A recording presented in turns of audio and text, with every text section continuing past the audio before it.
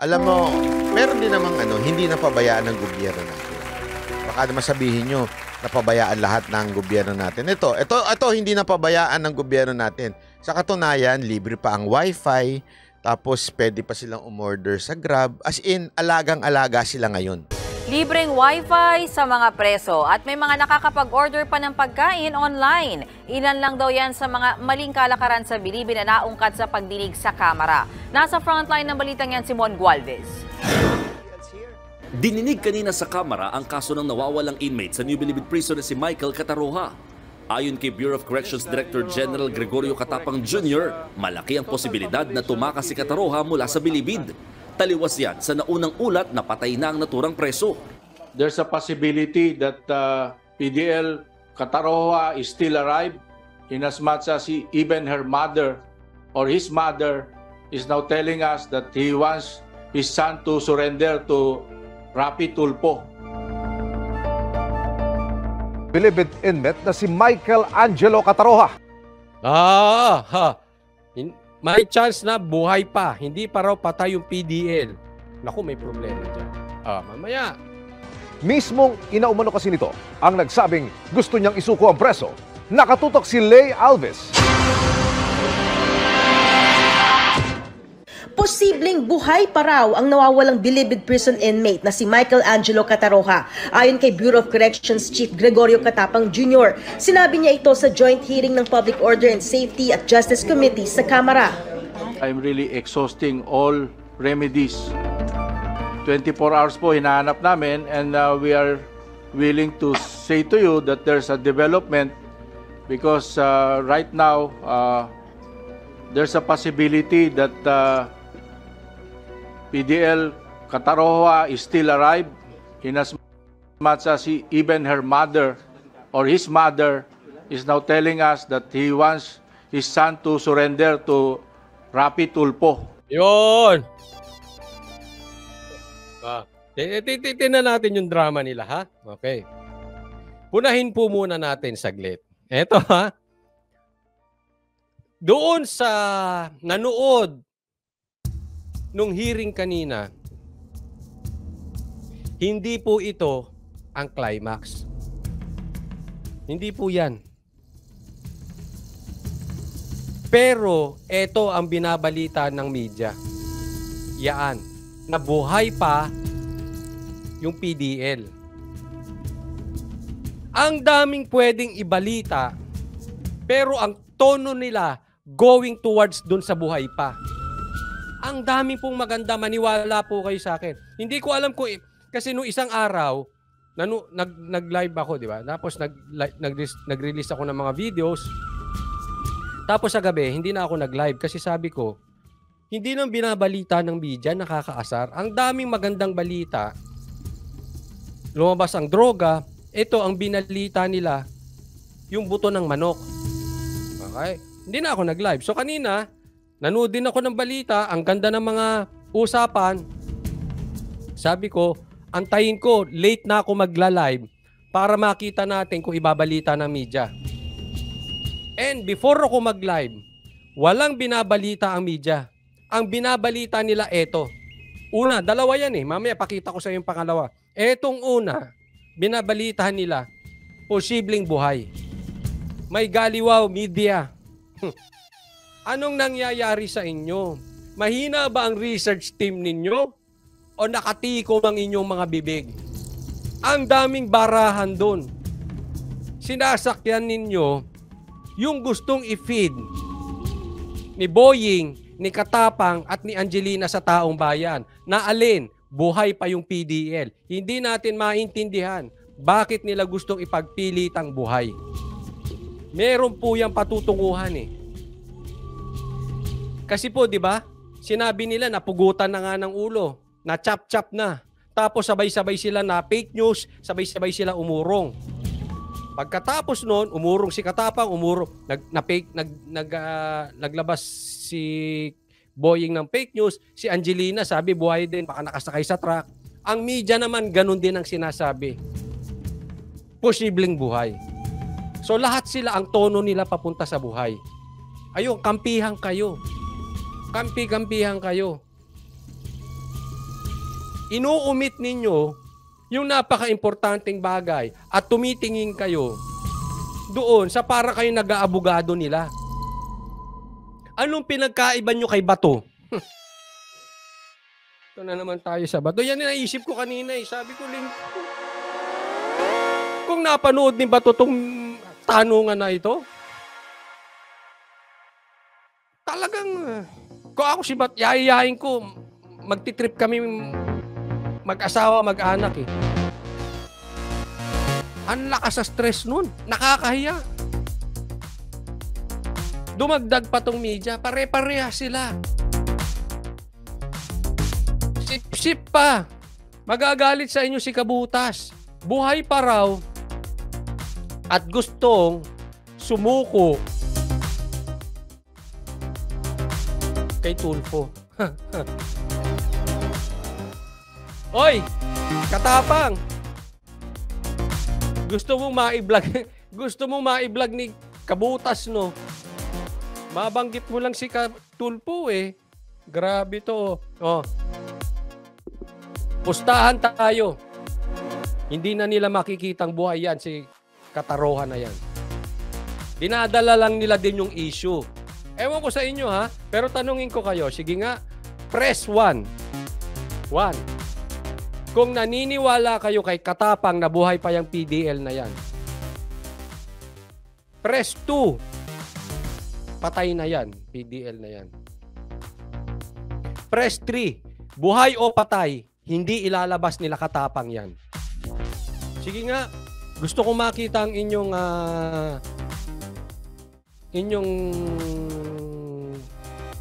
ang tawag dito, komentaryo, kuro-kuro. Oh, maraming 2, maraming 3. Si Norma Ting 333 oh, ayun. 3, 2, 3. Walang 1 oh. Katapang parang walang naniniwala na sa iyo ah. Oh, 2, 3. Jolly Wilder, walang dapat. Aling Kasia, maraming salamat po sa patuloy na pagsuporta kay Coach Oli at maraming salamat sa kusang loob po. 3-3-3-3-2. O yan. Ako, ganyan din ang tingin ko eh. Nasa 2 and 3. No? Pero yung inyo, yung kaloob lang niya talaga ha. O, sabi ni Ed Magante, paano ibabalita ng media kung sila mismo nababayaran? Kahit hindi yan ang paratang ng taong bayan dahil sa pananahimik ng media. O, di ba? Alam nyo, eto sa akin, ha? Thank you, Alin Kasia. Eto sa akin. Obviously, gusto nilang mapunta ang usapan sa nakatakas. Kasi nga, ang tingin dito, sabi nga nung source ko, ayaw nilang malaman na i-chop-chop yan. Ayaw nilang sabihin na i-chop-chop yan kasi obligado si Katapang mag-resign. Dapat mag-resign si Katapang kung ganyan ang violation na ganap dyan. Para maimbestigahang mabuti yan, umalis ang liderato. At definitely, ayaw siyang pailisin dahil kinunsinte or kinampihan pa siya ni Boying nung si Boying ay nag-declare na siya ay na-fake news. Yun. Pero alam nyo po, kung talagang may paninindigan si Boying, si SOJ, tatanggalin niya na po ito si Katapang. Grabe po ang kahihiyang kanina sa investigasyon. Grabe ang lumabas na anomalya doon. Grabe ang kinikita ng Bucor nang hindi na nila maipaliwanag. Maraming galawang hindi nila maipaliwanag. Nakakahiya po ang nangyari. Instead na bumuti, sumama itong Bucor natin. Ganun po lumabas ang investigasyon kanina. So, dito natin malalaman kung maninindigan si Boying sa delikadesa, kung maninindigan si Boying sa dapat mangyari, or kukonsintihin niya yung mga mali dyan sa Bucor. Malalaman natin. Kasi kung ako titingnan kong mabuti,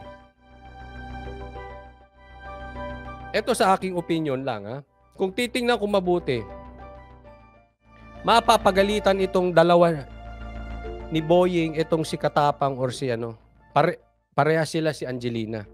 Kasi talagang una, posibleng walang alam si Boying at talagang mayroong kalokohang nangyayari sa loob. Posible yon. Walang alam si Boying. Or posible, may alam si Boying. Hindi ko rin sinasabi, hindi po ako nagbibintang. Ang sinasabi lang natin yung possibility. No? Pero kung may alam si Boying, papagalitan niya to si Katapang at saka si Angelina dahil mali-mali talaga sagot. Mali-mali. Lalo na to si Angelina, napakadaldal. Hindi marunong sumagot. Kaya nga dapat nabanggit ko sa inyo, tapos na dapat ang hearing, tinapos na. Pumirit-hirit pa. Kaya maghihiring daw ulit. Dahil sa kadaldalan ni Angelina. And I'm positive about this. Papagalitan ni Boying yan. Mali-mali na sagot mo, dumaldal ka pa, mauulit pa, yari tayo lalo. Buti ko ang mag-iimbestiga Senado. Ako, suggestion ko sa inyo, papuntahin nyo si Senator Bato dyan. Para medyo kalmado. Kasi kanina mainit talaga eh. Yari sila niya. Pati yung mga pailing-iling ni Angelina, umiiling-iling si Angelina, sinita ni Ako. Ano ka? Di ba? Huwag kang pailing-iling. Kasi sinita siya tapos sinabi, nung bandang huli, sabi niya, pailing-iling ka ha? O sige. Kala mo wala ako? Parang sinabi niya, sige, kala mo siguro kaya mo akong pasinungalingan. Eh dumating dun si Ako prepared. Ang daming hawak. Hindi nila maloko. Oy! Hindi nyo kayang lokohin ng Kongreso. Senado pwede. Eto kasi si Bato, ay normal yan. Puro normal. Oh, nangyayari yan. Nung panahon ko nangyari yan. Puro ganun. Hindi ibig sabihin nangyari dati, legal pong gawin. Halimbawa lang po ang mga pulis dati, kumukonsinti ng drugs. Ibig sabihin, normal yon. Kaya kailangan gawin din ng mga pulis ngayon. Mali. Pag mali, Senator Bato, mali. Regardless kung pinayagan mo noon o hindi. Pero hindi ikaw ang nasa trial. So wag kang salo ng salo. Salo ka ng salo eh. Hindi ko alam kung... Nalaglag tuloy yung cell. Hindi ko alam kung... Abogado ka ni Digamo at saka ni Katapang eh. Nako. Intense na naman. Nalaglag yung cellphone ko. Mamaya, pagod na naman ako. Dadamay pa si Tulfo. Alam mo kasing no? Congratulations sa Erwin Tulfo. Number 1 ka sa Senate survey. Good luck sa'yo. Ikaw, kailan ka tatakbo, kabutas?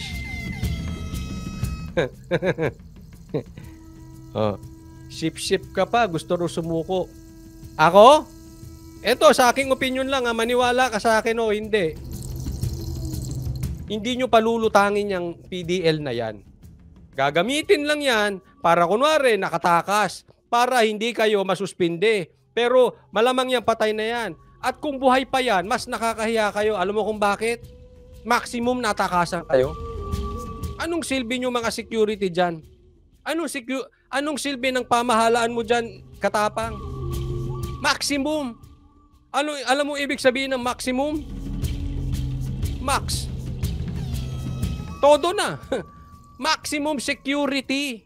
Maximum. Todo na. Natakasan kayo?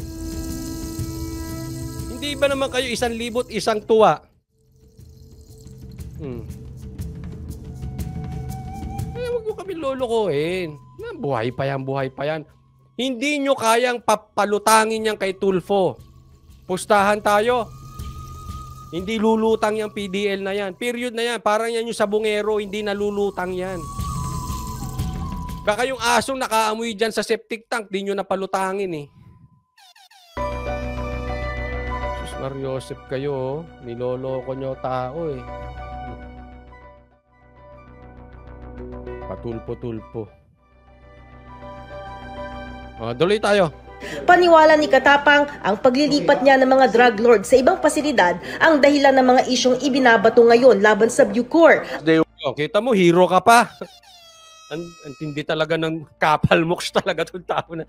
ayoko na, mapapagod na naman ako, intense na naman ako eh. Tapos, pagkatapos nito, para akong lantang gulay eh. Hindi, ang kapalmoks talaga. Pasensya na po hindi katapang, kapalmoks na. Pasensya na po pero hero ka pa. Nung nilipat mo yung mga drug lords, drug addict, kaya ka pinag-initan. Wow, teng! Kaya merong barilan dyan. Kasi gusto ko nilang patiklop. Kasi inilipat mo, nanindigan ka laban sa droga. Naninindigan ka. Wow. Hero ka? Parang kang Ant-Man, pa-hero. Hindi ka naman hero. Smuggler? Hindi ko siya sinasabing smuggler, pero makapagkape nga lang. Hero. Hindi po, pasensya na po kasi napanood ko po yung kanina, hearing. Hindi pa patay ang nawawalang They want to put in place the leaders, the new leadership that they want. Kasi po ito, nagtataka nga po ako for the longest time. 9 months po ako nag-take over. I was able to hold on it. And then when I started transferring them, ayan na, dyan po nagsimula yung gulo-gulo dyan sa loob. Iniharap Nakita mo? Ha? 9 months daw, okay. Kaya daw nagkagulo-gulo nung transfer sila. O di hero ngayon si Katapang. O. Napanood ko po kasi yung buong live. Yung hearing napanood ko. Gisang-gisa kayo eh.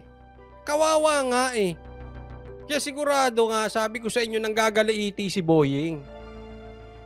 Pinagpapagalitan yan. Kaya dapat umaksyon si Boying dito. Makikita natin kung bias siya o hindi. But anyway, gisang-gisa sila. Anong pinili ng medyang ilabas? Number 1, buhay pa. Number 2, hero si Katapang. Galing, no? Dati, ang media, halos mamatay ipaglalaban nila. Paglalaban namin ang karapatan naming madinig. Ngayon, pwedeng-pwede silang madinig, tahimik. Anong nangyari sa inyo, media? Hindi, alam mo kung bakit? Umina kasi ang pera ng media dahil sa social media. Wala, kumonte ang kanilang ads. So, kailangan dumiskarte. Tug, boom! Tarat, tarat, tararat, tararat, boom, boom, boom. Huli ba? Huli? Pangalawa, ha? Hero si Katapang. Pangatlo, diretso tayo. And then when I started transferring them, ayan na, dyan po nagsimula yung gulo-gulo dyan sa loob. Iniharap sa mga kongresista ang 2 video na umano'y shabu sa Bilibid. Ang isa, umano'y shabu na nire-repack. At Ito. Naalala nyo yan. Yung shabu na yan, nilabas ng Senate. Ayan ang climax. Yung nilabas ni Tolentino yan, Senator Tolentino. Yan ang climax. Walang naglabas ng media. Wala. Yung major, hindi nilabas. Ngayon, nilabas nila. Bakit? Tuloy. ikalawa, shabu rin umano na nasa package ng hopya. Hopya. Ang mga sinasabing inmates sa video, iginiit na hindi sila ang nasa video. Ipinakita nila ang mga tattoo sa kanilang braso, samantalang ang mga nasa video, walang tattoo. So wala nangyaring ganyan na nagbabalot ka Wala sa po, dormitory to be. At hindi si Jomar Makalansag, ang commander ng komando, ang nagpapabenta sa iyo. Hindi po, sir. A wrongful accusation must be discussed as well para balanse po. So, in other words, hindi sila yung mga nasa video. Ayan na. Ang galing. Okay. Ano yung una? Nakatakas na. So, pinifeed, ganyan pong gusto nilang pasabi, nakatakas. Pangalawa, hero si Katapang.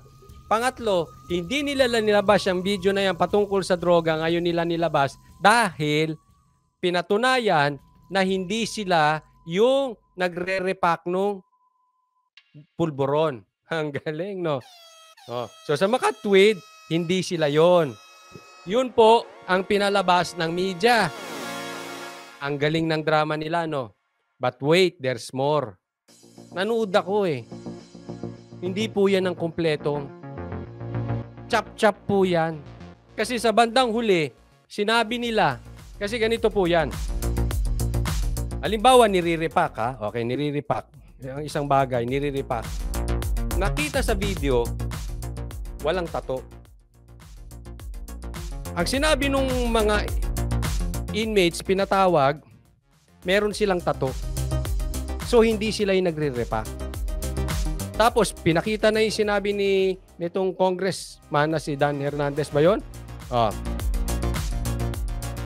So, ibig sabihin, hindi tunay na sila yung nagre-repack. Tapos, cut na. Chap-chap. Kasi po, hindi yun ang buong istorya. Ang buong istorya po niyan sa dulo. Sinabi nila, hindi porket hindi kayo yung nagre-repack, it doesn't mean, hindi ibig sabihin, hindi nakuha or hindi pumasok sa Bucor yung droga na yan. Una, pangalawa, sinabi doon, hindi naman sinabi ng Senate na kayo yung nagre-repack. Ang sinabi doon, nandoon kayo. Yung presong nagpakita ng braso na may mga tato. So sa makatwid, hindi rin reliable. Pangatlo, ang dali naman magpatato. Sinabi 12 years na daw yun. Pustahan tayo. Ang dali magpatato eh. Sasabihin, hindi, malakas ang tinta noon. Hindi, pag maitim ka, kahit malakas ang tinta, malabo yun. Hindi ko po sila ininsulto. Alam ko kasi maitim ako eh. Kahit bagong tattoo ako, mukhang matagal na yung tattoo. At higit sa lahat, nung nagpakita sila ng ID, mali-mali ang sagot. Nung tinanong, anong reliyon mo? Katoliko, nakalagay doon, iglesia. Nung tinanong, ano ka doon? Married, hindi. Basta, in short, may mali-mali. But ang bottom line dito, hindi ibig sabihin, hindi sila yung nag-repack. Hindi ibig sabihin, malinis na yung Bucor. Pero pag pinanood mo lang ito, halimbawa ikaw yung mangmang sa bahay, yung tipong nag-aantay ka ng alas 5 para makainom ng San Mig Light or ng MP. Nanood ka ng news. Nakag! Grabe. Mabait pala talaga sila katapang. Tama. Hindi naman sila yung nag-repack eh. Mali yung video. Fake news yung video. Siya pa. Honey, tulog na tayo. Karamihan ganyan ang makikita. Kasi pag ito pinanood mo, hero to si Katapang. Ang tanong, iilan ang nakapanood ng buong live? Hindi po ganyan ang istorya. Kaya nakakainis. Medyo intense din ako pero nung pinapanood ko to, wow! Grabe! Ang daming lutong-luto si Angelina doon. Lutong-luto si Katapang. Sinabi pa nga eh, i-recommendang pag-resignin sila. Ba't hindi nyo nilabas? Mag-iingat po. Ito payo ko lang ha. Hindi po sa nagbibintang tayo. Pero sa madlang people, always be very, very careful sa mga chap-chap videos. Be careful. Kailangan matiyag tayo, imbestiga. Kaya nga, kahit ako po sinasabi ko sa inyo, huwag kang maniniwala kay Banat Bay, kay Boss Dada, kay Coach Oli. Kahit sa akin, huwag kayong maniniwala. You research. Huwag kayong maniniwala kahit kanino. You do your research para kumpleto ang istorya. Kasi pag ganito ng ganito makikita ninyo, magboboto tayo ng parating maling presidente. Kasi pag pinagtanggol na sa media, tapos na. Tapos na. Hindi kumpleto istorya. Nagsisinungaling ba sila? Hindi. Pinakita lang naman. Ang tanong, hindi nila pinakita yung buong istorya. Ang pinakita nila yung one side. Yes, hindi sila nagsinungaling. Totoong nangyari yan. Pero half-truth. Half-truth is still a lie. mag-iingat tayo kasi hindi tayo aahon sa pagboto ng maling presidente pag hindi tayo nagre-research. Maniniwala tayo sa mga balitang palpak. So I suggest, kahit kay Coach Oli, wag niyo kayo maniwala sa akin, panuorin niyo yung live. I-prove it to yourself na talagang ginisa sila doon. Ngayon, biro ka nga pa. Sa gitna ng mga kontrobersya, humingi ng suporta si Bucor Chief Katapang habang ikinakasa niya raw ang mga reforma sa loob. I serve at the pleasure of the Filipino people and the President and the Secretary. I'm willing, if told, to resign from my position. But willing daw siya mag-resign. Huwag ka na magpaawat. Nagpapaawat ka pa eh. Mag-resign ka na. I mean, delikadesa na lang. Ang dami ng baho lumabas dyan, oh. Labas na po. Hindi ako may sabi niya na. Niyari kay ni Jacob. Niyari kay nila Tulfo. Labas na labas. Please lang, wag ka nang magpaawat. Paawat ka pa eh. Mag-resign ako, magre-resign. right now, I will not resign because I have a duty, a task to do. Tumataas boses mo, Brad. Tumataas ang boses niya. Na-excite siya. Dalawa na tayong excited. Okay lang, sir. Sir! 4-star general. 4 times promoted by Pinoy and Sub 44. Uy. Salute.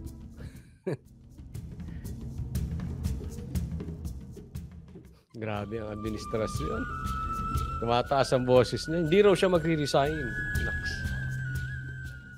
Sa ngalan ni Marcos New at ni Secretary Boying. Uhuy! Hero! Kailangan ka. Katabang. Konting days. Kailangan ka namin para sa Bucor. Kung hindi dahil sa'yo, hindi maayos ang Bucor. Kabang! OA mo! Huwag ka na magpaawat. And please give me more time because sinalo ko lahat itong problema nito, Mr. Ayan, may pasaring ka na naman kay Bantag. Oh. Please give me more time. Dahil sinalo ko lahat ng problema. Hindi, wag mo saluhin, lumayas ka. Wala naman nagpapasalo sa iyo eh. Kala mo gusto ka ng taong bayan dyan? Hindi. Gusto ka lang ni Marcos tsaka ni SOJ pero taong bayan ayaw ka dyan. Yung nag-rally, pinag-rally mo lang yun eh. Marioshi. Huwag naman tayo maglokohan, sus naman, no? Mr. Chair, Your Honor. Para sa GMA Nako, ang balita nyo. Ish. Kinikilabutan ako. Ang ganda-ganda nung hero si Katapang bigla. O eto pa, panuorin natin. Ang hero nyo.